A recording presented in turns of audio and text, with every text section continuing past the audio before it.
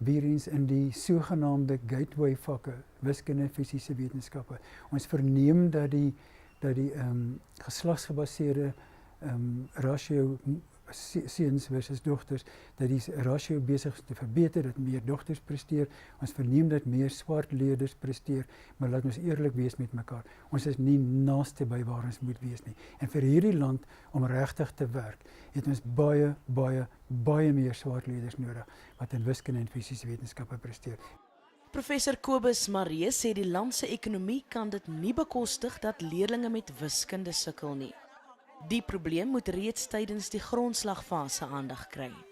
Dit help nie ons verbly of verkneuter ons of wat ook al oor die matriekuitslae, terwyl ons nie op grondvlak alles doen om wiskundeprestasie te verbeter. En ek dink hoe vinniger ons spesialis wiskundeonderwysers invoer in ons plattelandse skole dwars oor die land, hoe beter vir die onderwysstelsel.